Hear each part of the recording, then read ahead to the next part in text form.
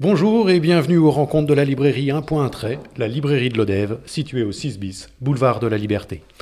Ces rencontres permettent de découvrir ou redécouvrir un auteur, un artiste, au cours d'un débat, d'une conférence, d'une exposition.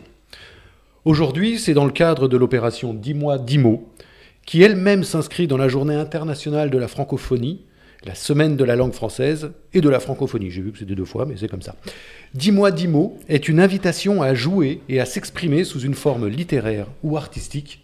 Et aujourd'hui, essayons les deux. 10 mots sont choisis chaque année par les partenaires francophones, donc France, Belgique, Québec, Suisse et l'Organisation de la francophonie. Cette année, l'édition célèbre le fil de l'eau, avec les mots aquarelle, avolo, engloutir, fluide, mangrove, oasis, ondée, plouf, ruisseler, spitan. Et c'est en partenariat avec Occitanie Livre que je reçois aujourd'hui Violaine Béraud. Violaine Béraud, bonjour. Bonjour. Vous êtes auteur de romans, tout d'abord aux éditions Lunatique et maintenant aux éditions Buchet-Chastel. De l'informatique à l'élevage de chèvres dans les Pyrénées, comment êtes-vous arrivé à l'écriture ? J'ai commencé par l'informatique et l'écriture en même temps, chez De Noël au départ. Moi j'écrivais depuis toujours. Il y en a qui jouent de la guitare à 15 ans, il y en a qui dessinent, il y en a qui jouent au foot, moi j'écrivais. Et vers 25 ans à peu près, j'ai fini un véritable texte et je me suis dit, tiens, je pourrais l'envoyer à un éditeur. Je ne connaissais rien au milieu de l'édition. Donc j'ai fait, on en parlait tout à l'heure, j'ai fait le chemin classique de celui qui ne connaît pas, c'est-à-dire que j'ai fait des paquets avec mon manuscrit et j'ai envoyé à l'époque à ce que je pensais être les 20 plus gros éditeurs, Gallimard, Flammarion, Le Seuil, etc., avec mon texte. Et j'ai attendu très longtemps. J'ai commencé à recevoir des réponses qui sont horribles. Je ne sais pas si c'est toujours les mêmes, mais c'était horrible parce que c'était toujours la même formule. Votre manuscrit numéro 3268, il n'y avait même pas le titre. Il y avait un numéro énorme, ne correspond pas à nos collections. Point. Donc j'ai commencé à recevoir sur les 20, au bout de 3, 4, 5 mois, 14, 15, 16 réponses négatives, donc j'y croyais plus du tout. Mais déjà, ils ont répondu, ce qui n'est pas toujours le cas. À l'époque, en tout cas, c'était il y a 25 ans, hein, à l'époque, ils répondaient. Et au bout de 6 mois, j'ai reçu un coup de fil. Quand on a un coup de fil, c'est plutôt bon signe. Des éditions de Noël qui me laissaient un message sur mon répondeur. Je me souviens, il me disait « Nous espérons que vous n'avez pas signé ailleurs. » Non, je n'avais pas signé ailleurs. Et donc, voilà, je suis sortie mon premier roman qui s'appelait Jeanne, qui était sur la vie de Jeanne d'Arc, en fait, revue à la première personne. Et c'est pas du tout historique, mais ça respecte l'histoire de France, mais c'est pas du tout un roman historique, c'est un très court texte c'est les pensées de Jeanne avant d'aller au bûcher sur pourquoi elle a fait ce qu'elle a fait. Ça me permettait de parler de Dieu, de parler de l'adolescence, de la crise d'adolescence, etc. Donc c'est un texte qui est sorti chez De Noël au départ. D'accord. Et juste pour finir, Oui, donc, je travaillais en informatique, moi à ce moment-là, voilà, c'était mon métier, et j'ai un parcours de vie très bizarre. Hein. J'ai fait des études de philo et d'informatique, et je travaillais en informatique. Et puis à 30 ans, je me suis dit, mais c'est n'importe quoi, ça sert à quoi, ça rime à quoi dans notre société de passer ma vie à gagner vachement de fric pour partir 5 semaines en vacances, alors que je rêvais que d'un truc, moi je suis de la montagne, c'est d'aller marcher dans la montagne toute la journée. Donc j'ai tout plaqué, j'ai pris un troupeau de chèvres, je suis allée élever des chèvres en Ariège. Est-ce que ça laisse plus de temps pour écrire ? Parce que c'est pas évident. Pas du tout. C'est bien ce qui me semblait. Non, pas du tout, parce que jusqu'à 30 ans, j'ai travaillé en informatique, et donc de 25 à 30 ans, j'ai publié 4 livres, ce qui est pas mal en 5 ans. Et à 30 ans, j'ai plaqué l'informatique, et du coup, j'ai arrêté d'écrire. Et pendant 12 ans, j'ai élevé des chèvres, et pendant 12 ans, j'ai plus du tout eu le temps d'écrire. Parce que c'est pas que le temps, c'est le cerveau aussi, le temps de cerveau disponible, quoi. Il faut pouvoir se concentrer sur l'écriture. Moi, quand j'écris, je suis complètement ailleurs, quoi. Et si je dois m'occuper d'un troupeau, je peux pas être à la fois concentrée sur mes bêtes et concentrée sur le livre. Et après, juste pour finir sur ce parcours, au bout de 12 ans, j'adorais cette vie que j'avais très très rude en montagne, très rustique, mais j'étais très très malade. J'ai eu la maladie de Lyme, et vraiment j'étais très mal, je ne pouvais plus bouger. Donc j'ai dû arrêter l'élevage, et depuis je ne fais plus qu'écrire en fait, en vivant chichement dans la montagne. j'arrive à vivre de l'écriture. Là, c'est vrai qu'en lisant les 10 mots proposés dans ce cadre-là, j'ai du mal à les lier aux ouvrages que j'ai lus de vous, que ce soit Des mots jamais dits, Nus sous la lune ou Tomber des nus. C'est quoi votre secret là pour pouvoir relier tout ça? À la base, c'est la région qui m'a appelé en me disant... parce que moi, c'est bizarre. Moi, je suis de la région Occitanie, mais je ne fais jamais rien sur mes livres dans la région. Mais jamais. Je suis un auteur absolument inconnu et je travaille beaucoup dans l'est de la France et dans le nord de la France. Je suis en permanence en train de repartir dans les Vosges, à Belfort, à Nancy. Enfin, je ne sais pas pourquoi. Bon, il était temps d'arriver ici. Donc, il était temps d'arriver ici. Et donc, la région m'a contacté en me disant, est-ce que vous voudriez participer à cette opération? J'ai dit pourquoi pas. Puis ils m'ont dit le thème, l'eau. Je dis déjà l'eau pour moi. Je sais même pas nager, moi. Je suis vraiment une fille de la montagne. Et puis ils m'ont dit, et puis il y a 10 mots, et il faut que vous fassiez quelque chose à partir de ces 10 mots. Donc les 10 mots en question qu'on a lus tout à l'heure, je me suis dit, mais c'est incroyable à quel point ça correspond pas à ce que j'écris. Et sur les 10 mots, donc aquarelle, avolo, engloutir, fluide, mangrove, oasis, ondée, plouf, ruisselet et spitan. Spitan, je connaissais même pas. Spitan, c'est d'origine flamande, j'ai vu. Voilà, dans le lien avec les Belges là-dessus. On peut l'écrire avec un T ou avec 2 T. Ah, ça, j'ai pas vérifié, mais... Et ça veut dire pétillant, quoi, de l'eau spitante, donc, une humeur spitante. Et donc, en fait, moi, dès que j'ai vu ces mots, je me suis dit, ce qui m'intéresserait, ce que je peux faire, c'est voir l'occurrence de ces mots dans mes textes. Et je suis presque persuadée, ça va amuser, du coup, j'ai fait un jeu, je me suis dit, je suis persuadée qu'il y a 2 mots, 2 termes qui reviennent très souvent, et c'est engloutir et ruisseler. Ça, je suis sûre que je les emploie beaucoup, cela, engloutir et ruisseler. Et les autres, j'étais persuadée de ne pas les employer. Je me disais, plouf, à la rigueur, il y a peut-être un texte dans lequel il peut y avoir plouf, et les autres... Et j'ai eu confirmation, et il n'y a, de ces 10 mots, il n'y a que 2, c'est ruisseler et engloutir dans mes textes. Et donc, d'un autre côté, avec un titre comme celui-là, Des mots jamais dits, voilà. Ah oui, c'est vrai, ça peut, très bien. J'avais pas pensé à ça. J'avais pas pensé. Très bien, très bien. Et donc, je me suis dit, il faut quand même que je propose quelque chose. Donc, j'ai proposé de faire des lectures. Moi, je fais souvent des lectures d'extraits de mes textes. Et d'habitude, je choisis des extraits qui sont représentatifs de l'histoire, du texte, etc. Et là, je me suis dit, je vais me donner une contrainte. Moi, je me donne toujours des contraintes en écriture, mais je ne m'en donne jamais en lecture d'habitude. Donc, je me suis dit, donnons-nous une contrainte de lecture. Et la contrainte de lecture, c'est de ne lire que des extraits qui contiennent ou ruisseler ou engloutir, puisque j'ai que ces 2 mots-là. Et du coup, c'est étonnant parce que ce n'est pas du tout des passages du texte que j'aurais eu l'idée de lire, et ça a été intéressant pour moi de me dire, présenter le texte par là, pourquoi pas. Eh bien, commençons justement par une lecture. Je propose, dans un des livres, le premier, en tout cas que moi j'ai lu, et ça tombe bien, c'est dans la chronologie aussi de l'édition, Des mots jamais dits, et on parlera après de cet ouvrage aussi. Ok. Donc, Des mots jamais dits, dans Des mots jamais dits, le terme employé, c'est engloutir, qui revient 2 fois dans le livre, et qui revient 2 fois pour le même sujet. Mais je ne vous en dis pas plus, je vous lis les 2 passages autour d'engloutir. Sur la petite étagère où elle range sa réserve de nourriture, on la regarde attraper le paquet de biscottes, le pot de confiture, un couteau, préparer une tartine, la manger, en préparer une autre, et ainsi jusqu'à ce qu'il ne reste plus une seule biscotte dans le paquet, jusqu'à ce que le pot de confiture soit vide et parfaitement récuré.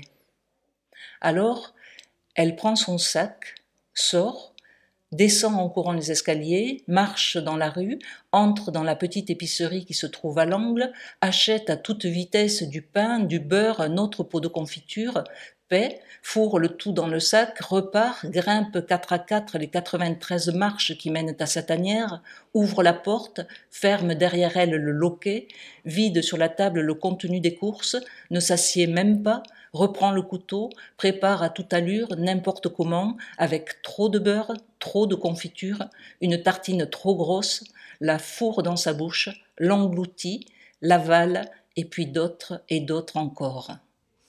Elle travaille moins.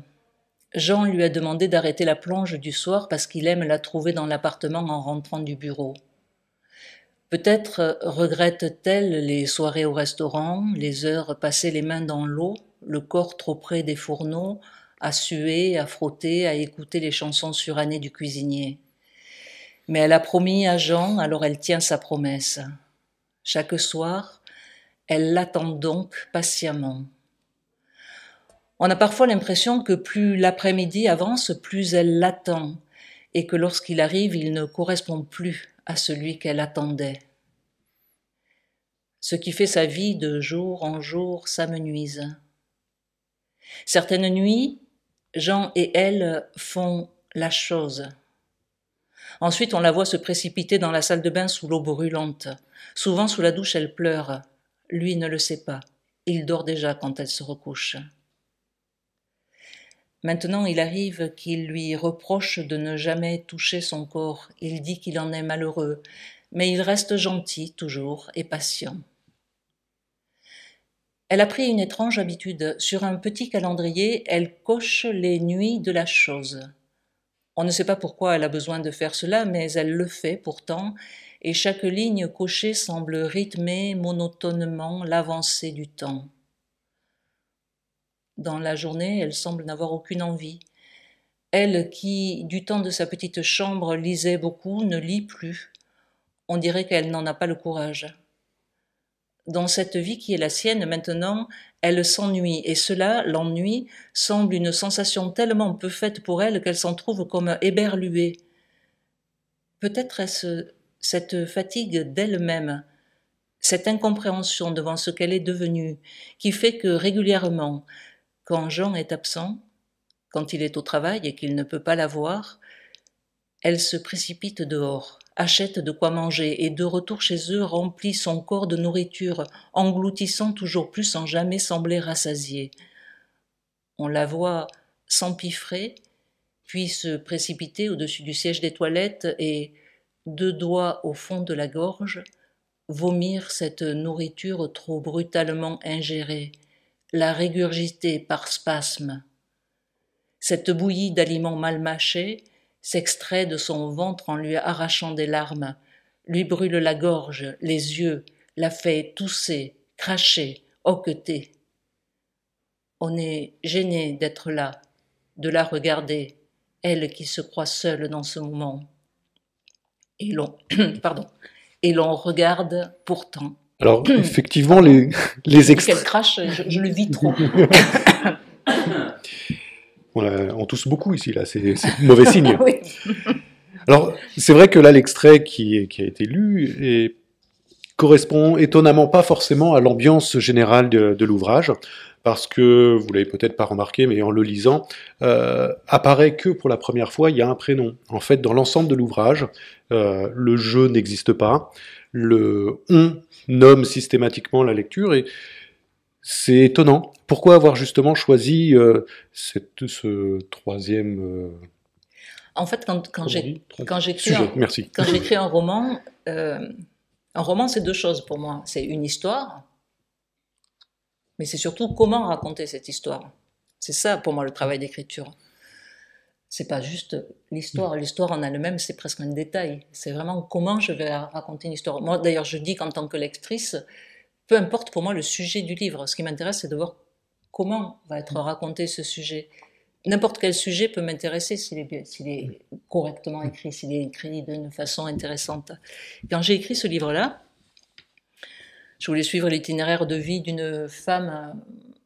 C'est la fille aînée d'une fratrie qui a des parents qui s'aiment d'un amour fou et ça va complètement perturber sa vie de femme à venir. Et au départ, j'écris, je cherche à la première personne, ça allait pas à la première personne, je passe à la troisième personne, elle, je donne pas de prénom. Dans mes livres, il y a très rarement de prénom.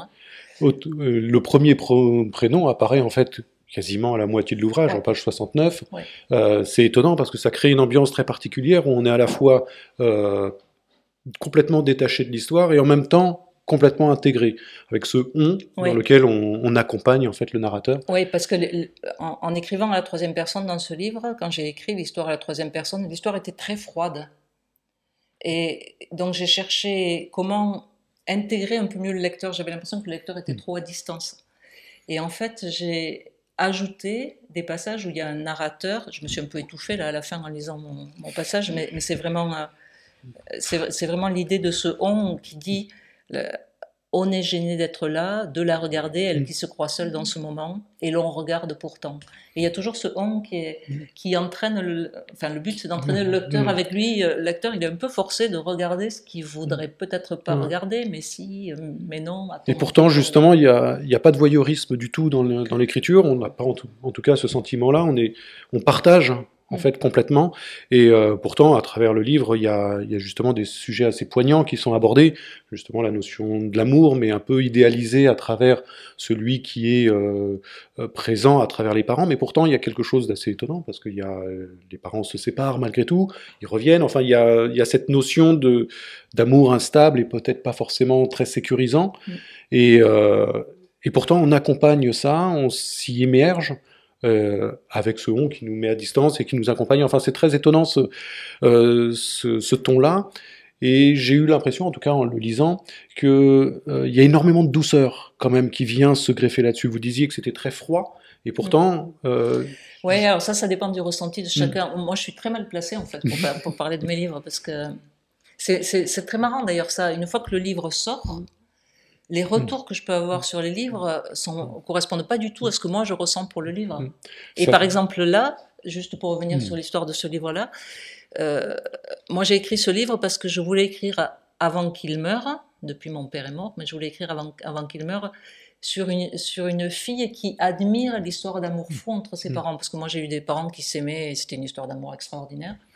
Et j'avais envie d'écrire ça et de leur dire à quel point, alors c'est pas du tout autobiographique, mais la seule chose qui est vraie, c'est ça, c'est l'admiration pour l'histoire d'amour des parents. Et quand le livre est sorti, moi j'avais l'impression que c'est un truc très positif, et quand le livre est sorti, les premières critiques ont dit, cette fille, c'est de la maltraitance, on peut maltraiter un enfant en s'aimant trop dans le couple, alors que moi j'avais pas du tout l'impression d'avoir écrit sur la maltraitance. Donc c'est intéressant de voir, et vous trouvez de la douceur, quand moi je trouve quelque chose de dur.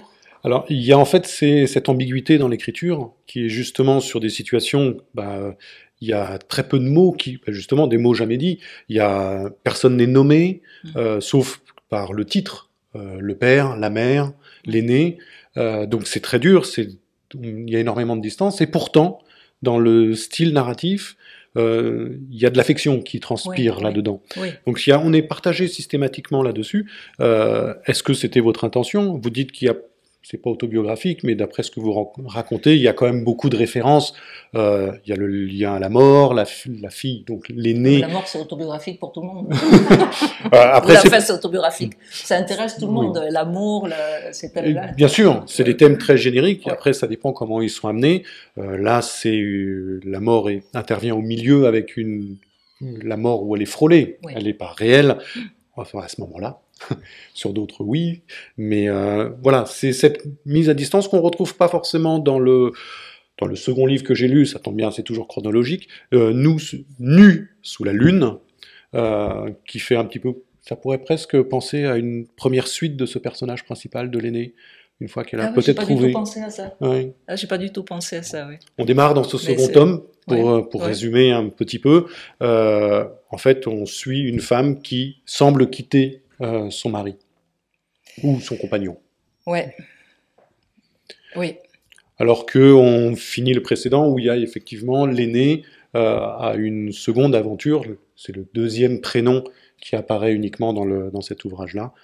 Est-ce que ça peut être vraiment une suite ou est-ce que c'est votre vie après tout? C'est la première fois qu'on me dit ça. Non, c'est pas ma vie.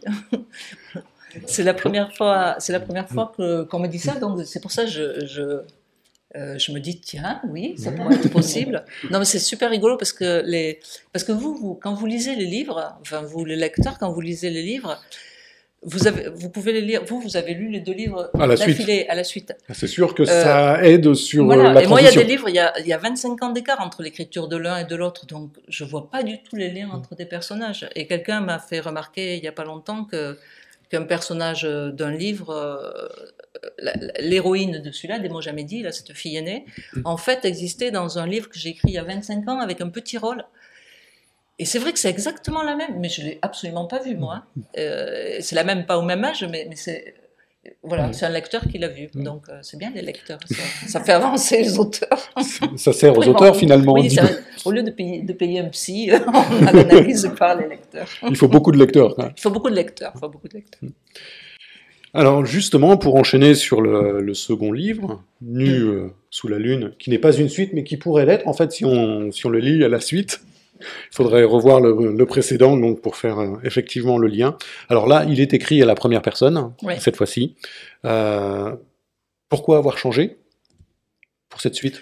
Ah non, c'est pas une suite, pardon. C'est pas une suite, hein. C'est pas du tout une suite, mais parce qu'à chaque fois, je me pose la question de où j'écris, et d'où j'écris, et comment j'écris. C'est-à-dire qu'à chaque fois, je cherche, j'ai des livres écrits à la première personne, j'ai des livres écrit à la première personne avec plusieurs personnages qui parlent. J'ai un livre écrit à la deuxième personne. J'ai écrit un livre, par exemple, sur, je fais une parenthèse sur ce livre-là, sur Pénélope qui attend Ulysse. Il s'appelle Pas moins que lui. J'ai repris l'Odyssée à l'envers. C'est-à-dire que pourquoi on ne réécrirait pas l'Odyssée côté... Il ne faut pas que je donne des coups de micro. Pourquoi on ne réécrirait pas l'Odyssée côté Pénélope? Parce qu'il n'y a pas grand-chose sur elle, à part qu'elle attend. Donc j'ai réécrit l'Odyssée dans l'autre sens, vue par Pénélope, mais je n'arrivais pas à écrire ni à la première personne, ni à la troisième personne, je n'arrivais pas à trouver. Et au bout d'un moment, ça m'est paru évident qu'il fallait que je m'adresse à elle en la tutoyant. Donc tout le livre est écrit à la deuxième personne. Et voilà, c'est juste... pour moi, mon travail d'écriture, c'est de trouver dans chaque livre quelle est la juste place où me mettre, où mettre le narrateur. Et donc là, c'était la deuxième personne. Et Nu sous la lune, je voulais écrire, c'est un livre pour moi sur la violence psychologique dans le couple. C'est l'emprise, est-ce que c'est de l'amour, est-ce que c'est de l'emprise, jusqu'à où on peut détruire l'autre par amour, si c'est de l'amour. Et pendant 1 an, j'ai cherché, je voulais écrire sur ça, et je n'arrivais pas à trouver le rythme. C'est pas l'histoire, moi, que je cherche, l'histoire vient en écrivant. J'ai juste un thème, mais il me faut après un rythme. Et le jour où j'ai trouvé, c'est quand j'ai trouvé la première et la dernière phrase du livre, en fait. Et elles sont venues d'un coup, j'ai mis 1 an à les trouver, et elles sont toutes simples, mais tout d'un coup, j'ai trouvé. La première phrase, c'est « Je ne veux pas penser à toi, je ne veux pas ». Et la dernière, c'est « Tu ne peux plus me faire de mal, tu ne peux plus ». Mais je ne sais pas ce qui se passe entre les deux. Je sais juste le thème, mais je ne sais pas ce qui se passe entre les deux. Mais moi, quand j'ai trouvé ça, j'ai trouvé le rythme du livre. C'est-à-dire, je sais que c'est répétitif. Je ne veux pas penser à toi, je ne veux pas. Ça parle à la première personne. Et ça s'adresse à un tu, qui n'est pas nommé, là non plus, il n'y a pas de prénom. Et c'est donc cette femme qui ressasse son histoire et qui s'adresse toujours à cet homme dont elle essaie de se séparer. Alors c'est vrai que dans les sujets qui sont abordés, alors évidemment c'est souvent la position d'une femme, mais à travers ces ouvrages, il y a les grandes notions qui apparaissent, l'amour impossible, l'amour rêvé ou fantasmé.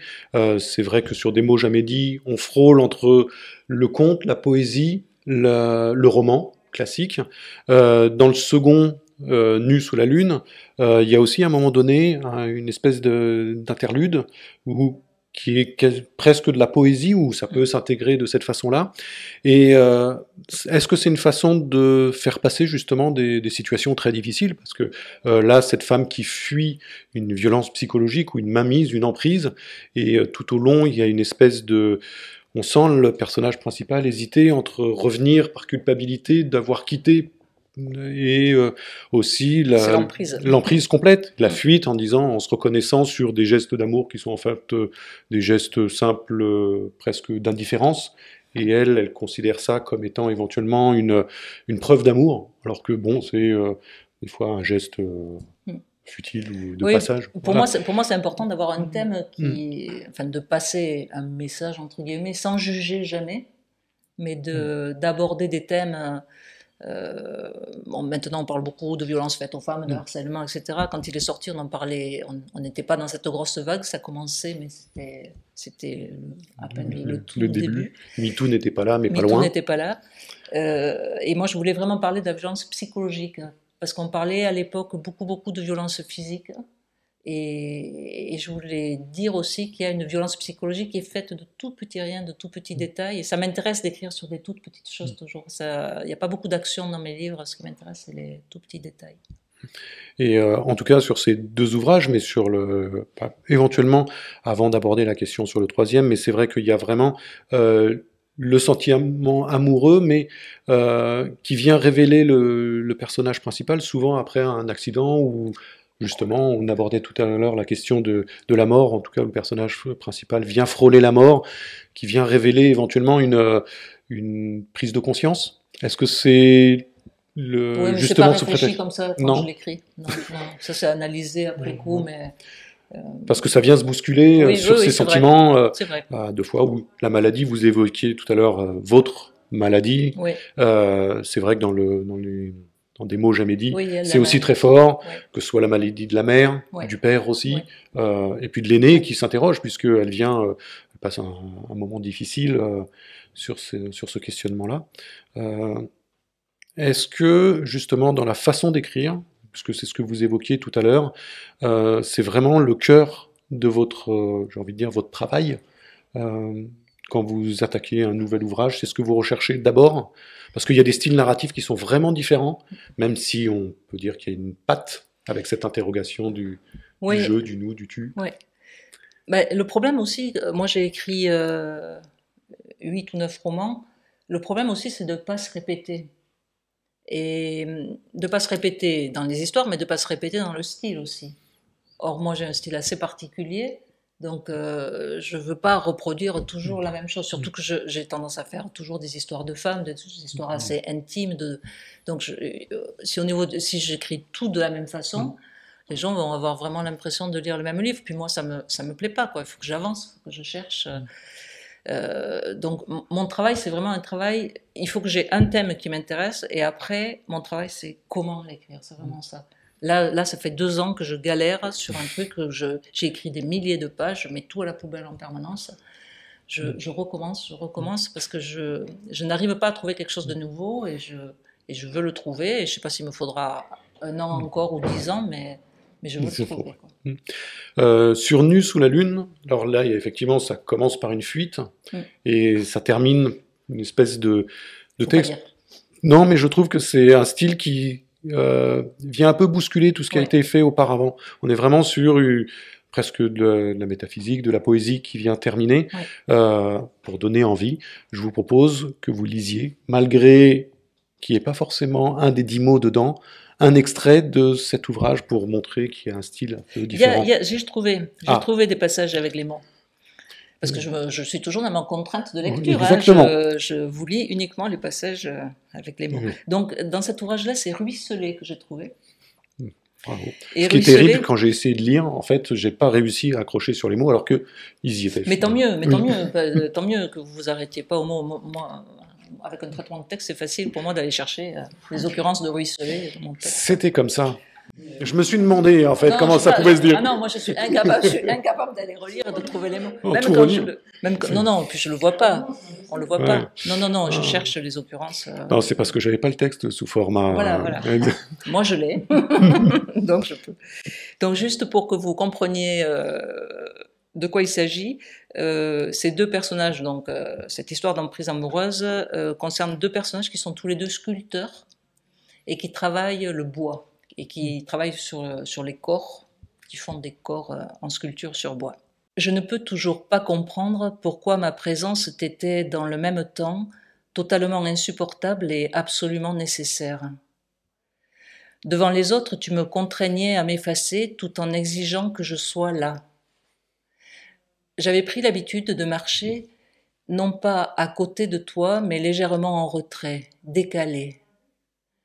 Je pense que même les regards des hommes sur moi, ces regards qui te rendaient fou et te réveillaient la nuit, tu ne pouvais t'empêcher d'aimer les surprendre, car même s'ils te détruisaient, ils te confirmaient aussi que cette compagne silencieuse et efficace t'était enviée. Tu avais besoin, pour m'aimer, de me haïr. Tu m'épuisais. Je ne parvenais jamais à anticiper tes réactions. Tu basculais sans prévenir du bon au mauvais, du mauvais au bon. Je vivais dans la crainte de ce qui à tout moment pouvait arriver. Je n'osais plus me relâcher parce qu'alors, dans la surprise, le coup aurait fait trop mal. J'étais ton inséparable jouet, ton yo-yo, et tu me maniais à la perfection. Pourquoi n'ai-je pas réussi à te quitter plus tôt? Pourquoi m'a-t-il fallu attendre d'en arriver à une telle extrémité? Les derniers temps, je me sentais comme une bougie sur sa fin, une bougie qui se consumerait encore quelques secondes, qui palpiterait à peine avant de très délicatement, presque imperceptiblement, s'arrêter d'être. Je pensais que lorsque les autres enfin se retourneraient vers moi, ce serait trop tard, qu'à ma place ils ne trouveraient qu'un peu de cire fondue, que peut-être même personne ne se rendrait jamais compte de ma disparition. Dans la salle de bain, je me déshabille, suis maintenant nue. Première fois de ma nudité après toi. J'observe mon corps dans le miroir, mon corps pour personne.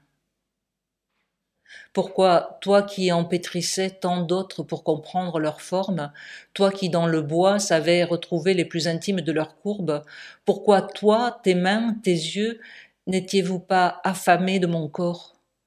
Pourquoi même dans l'amour n'éprouvais-tu pas le besoin de le regarder, de le caresser? Pourquoi ne savais-tu rien faire de lui que le posséder soir après soir dans une banale monotonie? Comment est-il possible qu'il t'ait si peu intéressé alors que moi, je pourrais réciter par cœur le tien?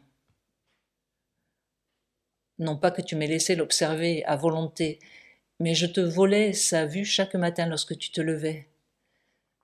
Me tournant le dos, nu, tu étirais alors longuement ta carcasse usée, et moi, à l'abri derrière le drap, je ne me lassais pas de te détailler. Peut-être te sentais-tu observé, mais cela ne devait avoir aucune importance pour toi qui ignorais toute pudeur. Ton corps se faisait vieux. Tout chez lui disait cette vieillesse à l'œuvre. Qu'il devienne laid, je ne sais si tu en avais conscience ou si tu t'en moquais. Tu étais mieux placé que quiconque pour savoir que tout corps, où qu'il en soit de sa vie, reste fascinant à étudier. Je me souviens des plis qui remontaient jusque dans ton dos, ces surplus de chair qui retenaient la proéminence de ton ventre. Je revois parfaitement ta peau, par endroits distendue, par endroits plissée, froissée irrémédiablement, ce début de décrépitude. Rien pourtant ne m'écœurait, au contraire. Je t'aimais pour cette chair qui se délitait, cette humanité que tu ne me cachais pas. La fatigue de ton corps m'attirait irrésistiblement. J'aurais rêvé que tu m'autorises à la travailler. Lorsque tu avais fini de t'étirer, tu t'asseyais sur le bord du lit et je ne voyais plus que ton dos, tes épaules, ta nuque. C'était immuablement par tes chaussettes que tu commençais alors à t'habiller. Ton buste se penchait, se tendait, se distordait légèrement. Avec application, tu enfilais la chaussette droite et je regardais se vriller le corps, la torsion que l'exercice lui imposait, la saillie des os, des muscles. Ensuite, lentement, tu inversais la position, me permettant de détailler le ralenti de cette transition d'un côté à l'autre. J'aurais passé des heures à me repaître ainsi de ton corps qui se contractait ou se relâchait, à mémoriser de toute la force de mes yeux l'impact du plus infime de tes mouvements. Matin après matin, cachée sous le drap, muette, comblée, je n'en finissais plus de t'apprendre. Doucement, tu redressais ta colonne vertébrale, retrouvais ainsi une assise droite, équilibrée. Tu demeurais immobile quelques secondes encore, comme pour me faire offrande un ultime instant de l'envers de toi. L'eau coule le long de ma peau. L'eau coule et je voudrais n'avoir d'autre préoccupation que son inépuisable ruissellement sur moi. J'aimerais que de mon corps glisse le mauvais aussi aisément que glisse l'eau. Je me sens si sale, sale comme certains jours quand ton regard m'agrippait, sale comme si tu m'avais craché dessus et que de ce crachat je ne parvienne plus à me défaire. L'eau coule et je frotte ma peau aussi fort que je le peux. Je la frotte de mes doigts, de mes ongles, je la frotte à l'arraché. Mon corps de femme, ce corps désaimé, je voudrais définitivement l'écorcher. Il n'est pas très gai, celui-là. Merci. C'est un livre dur, je préviens les gens avant qu'ils le lisent. N'y allez pas si c'est en force. Quoi. Voilà, après... Je ne suis pas du tout bon vendeur, moi. Non, cela dit, c'est vrai que c'est très dur comme que subit cette femme, cette emprise qu'elle a. Mais est-ce que vous pensez que ce type de lecture permet d'éveiller aussi le lecteur à cette condition qui existe de cette emprise où on voit se frotter à la fois de l'amour, de la culpabilité, du dégoût de soi, mais de l'emprise de l'autre? C'est complexe Je ne sais pas si ça aide des lecteurs qui connaissent pas le sujet à mieux le comprendre, mais ce qui est sûr, c'est que pour des gens qui l'ont vécu, ça remue des choses très très très fort. Moi, avec ce livre-là, il m'est arrivé des choses en rencontre. Pendant la rencontre, les gens ne disent rien. À la fin de la rencontre, ils viennent me voir. Le nombre de personnes qui pleurent, mais qui pleurent, puis là on s'en fout du corona, notre truc, hein, on me pleure dans les bras, et vraiment qui disent j'ai vécu ça, ou ma fille vit ça, ou c'est impressionnant. Et beaucoup de gens ou qui ont connu quelqu'un qui l'a vécu jusqu'au suicide, ou des personnes, et là ça me fait plaisir que ça puisse servir à ça aussi, qui viennent me dire je crois que j'ai compris pourquoi telle personne s'est suicidée dans mes proches. Et comment justement faites-vous pour trouver les mots justes pour accompagner? C'est mon boulot, monsieur. Voilà, sans en avoir forcément un vécu ou transmettre ça à l'autre pour que ça touche. Je crois que justement mon travail, c'est pour ça que je ne pouvais pas le faire en gardant les chèvres à côté, par exemple. Mon travail, c'est un travail d'empathie très fort, d'être capable de me mettre dans la peau de quelqu'un qui a vécu ça, même si je ne l'ai pas vécu. Et je ne sais pas expliquer comment. Bon, je me documente avant, j'essaie de bien fouiller le sujet, surtout si c'est un sujet que je ne connais pas du tout. Mais après, c'est vraiment... j'écris avec mon ventre, je dis c'est vraiment du ressenti, je ne sais pas l'expliquer. C'est épuisant, ouais. Mais c'est bon, après, il y a des métiers plus difficiles que le mien, hein, je ne vais pas me plaindre. Mais oui, ça me vide beaucoup. C'est pour ça que j'ai du mal à faire autre chose en même temps. Quand j'étais informaticienne, je pouvais, parce que l'informatique, bon, je faisais mon boulot, j'étais formatrice en informatique. Moi. Je faisais mes 7 heures de cours dans la journée, et puis après, je l'avais plus en tête, quoi, je passais à autre chose. Mais sinon, ça me vide, surtout, c'est toujours sur l'émotion, tous mes livres sont sur le ressenti et l'émotion. Sur l'empathie. Sur l'empathie, oui. Et en même temps, c'est pas des choses autobiographiques, donc il peut y avoir des petites choses que j'ai vécues dans un ou autre livre, mais le dernier dont on m'a parlé tout à l'heure, je pense que c'est sur le déni de grossesse, par exemple, le déni de grossesse, mais c'est pas du tout un truc que je connais, moi je ne connais rien à ça, alors comment me mettre dans la peau d'une femme qui a vécu ça? D'ailleurs, on va enchaîner sur celui-ci. Je fais bien les transitions. Bravo, là, sur la version Tombée des nues, d'ailleurs, étonnante introduction de cet ouvrage avec un style encore et une approche. Je fais juste une remarque, parce qu'il y a 2 titres vachement propres. Il y a Nu sous la lune et Tombée des nues, ce qui n'est pas très malin. Mais c'est parce que Nu sous la lune est sorti avant et je voulais absolument, pour ce livre dur, un titre doux. Et qui s'explique à la fin du livre. Et puis Tombée des nues ne pouvait pas avoir d'autre titre que Tombée des nues, donc voilà. C'est pas pour faire ça fait un peu bégaiement dans les titres. Ou ça donne l'impression que c'est finalement une trilogie. Voilà, c'est une trilogie, oui, voilà. Et donc, encore pour travailler ou montrer votre approche d'écriture complètement différente sur celui-ci, vous prévenez le lecteur au début avec une petite note bien particulière que je trouve très, très rigolote, ça m'a surpris dès le début. Alors je vais vous le mettre généralement, c'est rare qu'il y a un avertissement au lecteur. Et en fait, ça vient se poser de manière un petit peu plus douce sur ça. Ce livre peut être lu de 2 façons. Soit comme un livre normal, dans ce cas, vous ne vous préoccupez pas des numéros. Soit en suivant un autre ordre. Dans ce cas, commencez la lecture au numéro 5. En fin de chaque paragraphe, vous trouverez précisé, entre parenthèses, le numéro du paragraphe suivant. On imagine à ce moment-là une espèce de quête. Voilà, non, ce n'est pas un escape game. Il y a le numéro, et à la fin, il y a le numéro du paragraphe suivant, entre parenthèses. Voilà. Comme un jeu de piste. Voilà. On peut retomber là-dessus, donc c'est encore un travail d'écriture original pour enchaîner sur ces trois livres qui vraiment ont des styles très différents, même si on peut retrouver une patte sur l'écriture. Et justement, en fait, expliquez-nous cette approche. Pourquoi avoir pensé l'écriture comme ça? Et on peut le lire donc de 2 façons. Alors sur celui-là, je fais toujours pareil, je pars toujours d'un thème. Donc le thème c'était le déni de grossesse, c'est-à-dire ces femmes qui sont enceintes et qui peuvent aller parfois jusqu'à la fin de la grossesse, jusqu'à l'accouchement, sans avoir compris qu'elles étaient enceintes, et donc accoucher sans comprendre qu'elles accouchent. Et en France, on a entendu des faits divers terribles. Il y a eu l'affaire Courgeot, là, les bébés congelés. Il y a eu plus récemment la petite Serena qu'ils avaient trouvée dans le coffre d'une voiture. Tout ça, c'est autour du déni de grossesse.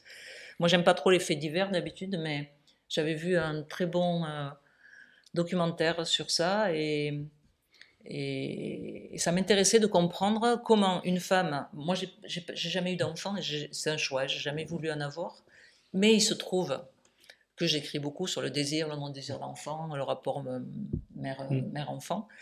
Et ça m'intéressait d'essayer d'imaginer comment on peut avoir dans son corps porté un enfant pendant 9 mois, ne pas le voir parce que physiquement elles ne changent pas de corps, ces femmes. Elles prennent pas de ventre, elles prennent pas, on voit rien. Et comment on peut accoucher sans se rendre compte qu'on accouche. Et ça arrive aussi à des femmes qui ont déjà eu des enfants en plus, donc qui savent ce que c'est que des contractions, qu'un accouchement. Donc ça, c'était mon thème, je voulais écrire sur ça.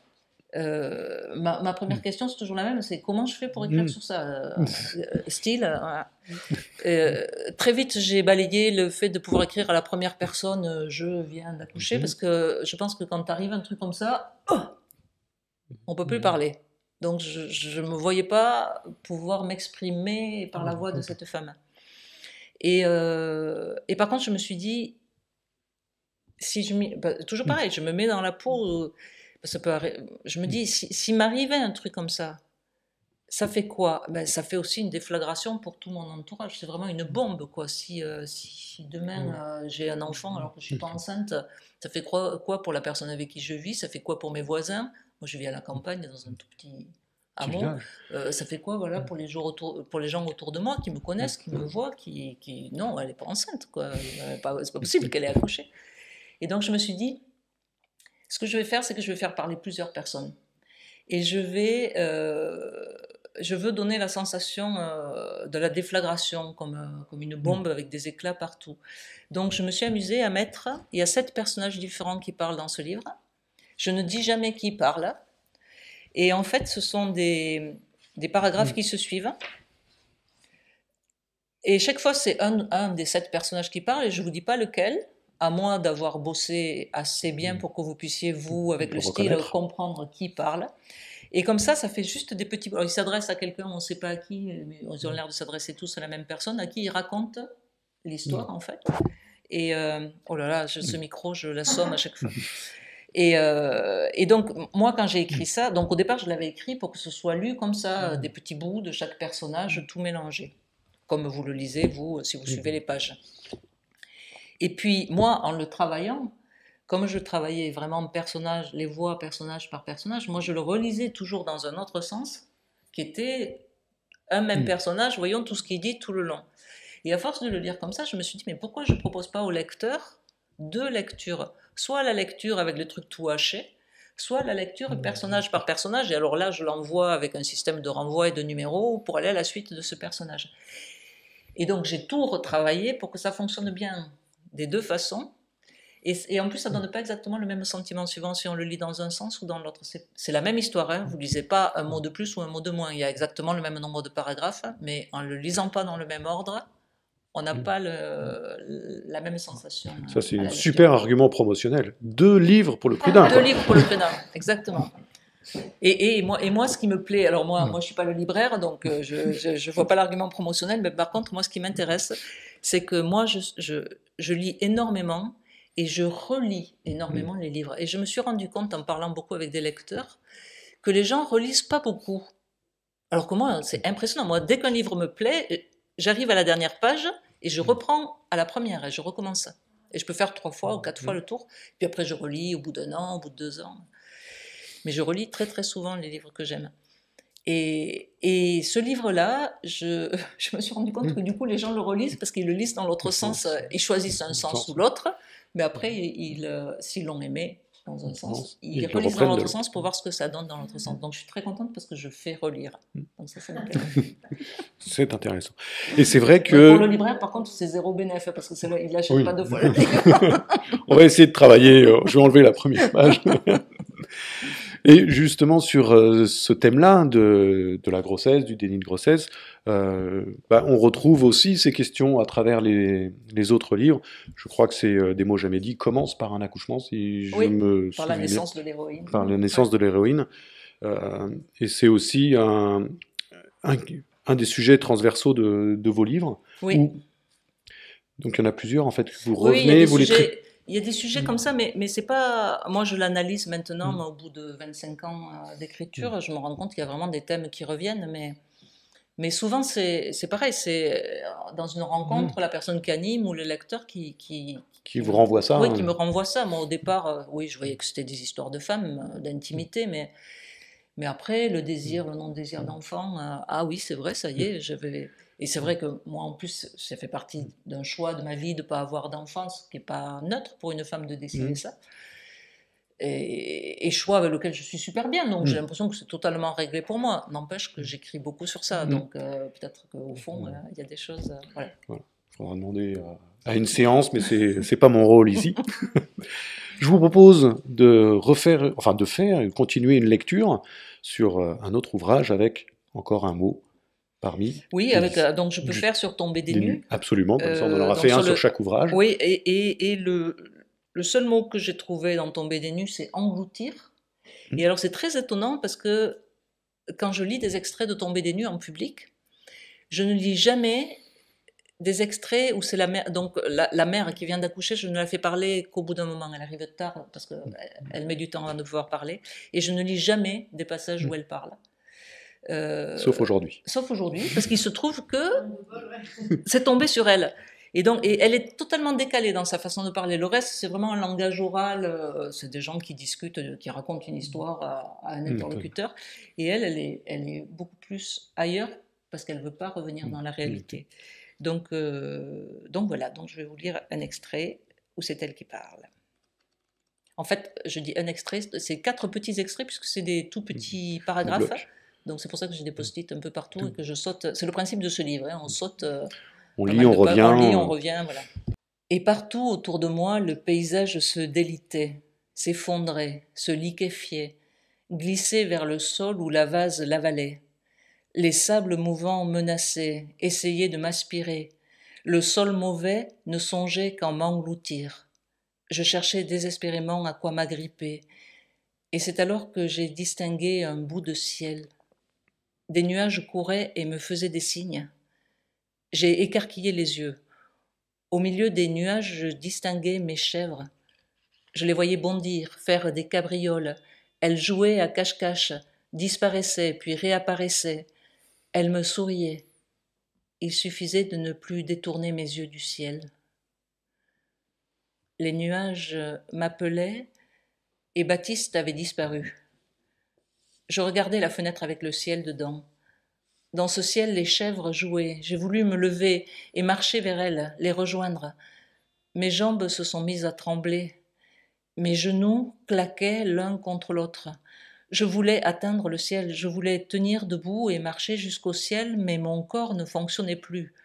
Mon corps refusait d'obéir. Le ciel pourtant était tout près, très proche la fenêtre, mais mon corps ne voulait pas. Mon corps ne voulait plus. Mon corps n'a pas voulu. Quelque part devait exister un monde de montagnes et de prairies, un monde de soleil et de pluie, un monde sans humains, un endroit où je ne risquerais plus que l'on veuille me toucher, me regarder, me parler. Quelque part, un pareil monde devait exister, un ailleurs apaisant, mais dans la fange qui me retenait prisonnière, tout s'agitait sans cesse.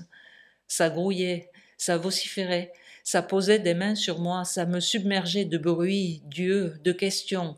Je tremblais, je suffoquais, je suppliais la boule qui s'était reformée en travers de mon gosier, qui bloquait mes paroles et mes cris, de gagner aussi mes oreilles pour ne plus rien entendre. Je rêvais d'atteindre l'en-dehors du monde. Et j'ai entendu la voix de Baptiste au loin. La voix de Baptiste dans une tonalité inconnue, plus chantante, plus mélodieuse. Cette voix prononçait un mot nouveau, et sous la déflagration de ce mot, des vagues monumentales se sont formées, m'ont englouti. J'ai fermé très fort les yeux, j'avais les mains sur mes oreilles, je ne pouvais pas regarder, je ne pouvais pas. Comment fait-on pour s'extirper de ce qui emprisonne et retient le corps, pour s'élever dans les airs? Mais Baptiste se rapprochait de moi. Baptiste me tournait autour. Baptiste était un loup et le loup jouait avec la brebis. Il savait bien qu'à la fin il gagnerait, qu'il attraperait dans ses crocs un bout de ma chair, qu'il mordrait dedans et que ça craquerait, que ce serait chaud et onctueux et plein de sang. J'ai senti le souffle du loup sur mon cou, tout près. Je fermais les yeux, les oreilles, de toutes mes forces, je ne voyais rien, je n'entendais rien. Et puis, quelque chose a touché ma joue et j'ai sursauté. Ce n'était pas le loup. Ce n'était pas l'odeur du loup ni sa chaleur. Ça ne mordait pas ni n'arrachait rien. Et la surprise d'avoir été frôlée m'a fait rouvrir les yeux, et alors je l'ai vu. Il était dans les mains de Baptiste. Je pensais « il ». Je ne savais pas le dire autrement que de cette façon. Il. Ce « il » me regardait. Ce « il » me regardait et attendait que je fasse quelque chose et je ne faisais rien. Pourquoi ne peut-on pas décider de s'envoler? Merci. Mais le reste du texte est très rigolo. Je ne lis jamais ce passage-là. Elle est vraiment mal la mère. Mais le reste du texte, pour moi, c'était important aussi de dire le décalage qu'il peut y avoir avec un même événement entre une femme à qui ça arrive et qui est complètement un zombie, quoi, qui ne veut pas revenir dans la réalité. Bon, c'est ce que je vous ai lu. Un père Baptiste qui, lui, tombe des nues aussi, comme le dit le titre, mais qui va accepter tout de suite l'enfant et qui va se trouver très père, lui, par contre. Et puis, un village tout autour, parce que ça se passe dans un petit village de montagne, dans lequel ça devient l'euphorie totale, quoi. Alors là, tous y préparent l'arrivée du bébé, ça devient une entraide, une solidarité, comme on peut en avoir dans ces villages-là, mais alors avec une euphorie totale. Une véritable joie partagée, quoi. Voilà, le reste est très gai, et c'est pour ça que ça m'amusait de l'avoir construit par petits flashs comme ça, parce qu'on a quelqu'un de très gai, et puis pouf, elle qui plombe. Bon, là, je vous ai fait 4 extraits de elle, alors c'est un peu beau. Oui, c'est vrai que les enchaînements des différents mots, il fallait les mettre la prochaine fois dans un texte plus... Engloutir, c'est elle qui a englouti. Merci Violaine Béraud pour nous faire vivre entre contes, poésie, réalité et roman. Merci pour vos lectures, vos textes. Et je remercie donc aussi Occitanie Livre pour vous avoir fait venir à l'Odève aujourd'hui. Merci à Radio l'Odève pour l'enregistrement de cette rencontre, et tout particulièrement à Anne pour la technique. Merci à Nathan qui fera le montage de la vidéo de la rencontre que vous pourrez retrouver comme toutes les autres rencontres sur le site de la librairie www.1.trait.fr. Merci et à bientôt. Merci.